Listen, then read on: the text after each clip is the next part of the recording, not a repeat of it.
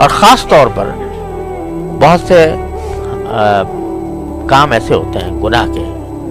کہ اچھا خاصا نمازی آدمی ہے، روزے دار ہے، متشرع ہے اور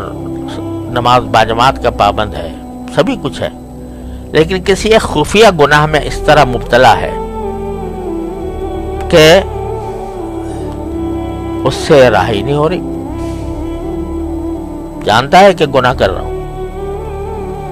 اور پھر بھی وہ گناہ میں مبتلا ہے، چھوٹتا نہیں ہے، تو کیا کرے؟ کم سے کم اتنا تو کرے کہ یہ مانگے ربنا آتنا من لدنک رحمتا وہیئ لنا من امرنا رشدا، یا اللہ مجھ سے چھڑوا دیجیے، یا اللہ میں ہمارے تو فرمایا کرتے ہیں اللہ میاں سے اس طرح باتیں کیا کرو کہ اللہ یا تو چھڑوا دیجیے ورنہ میری پکڑ نہ کیجیے گا، میں نے آپ کے حوالے کر دیا اپنے آپ کو، یا چھڑوا دیجیے یا میری پکڑ نہ کیجیے گا وہاں پر۔ تو یہ جب بندہ اتنا ربط پیدا کر لیتا ہے تو جب باری تعالیٰ یہ دیکھتے ہیں کہ یہ بندہ بیچارہ تھا تو یعنی اپنی حد تک کوشش کر رہا تھا،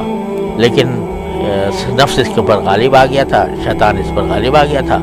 اس نے جو ہے اس کو مجبور کر رکھا تھا، لیکن ساتھ ہی ہمارے سے لگاؤ ضرور تھا، اس کو ہم سے تعلق تھا، ہم سے مانگتا تھا، تو اس کو محروم نہیں فرمایا۔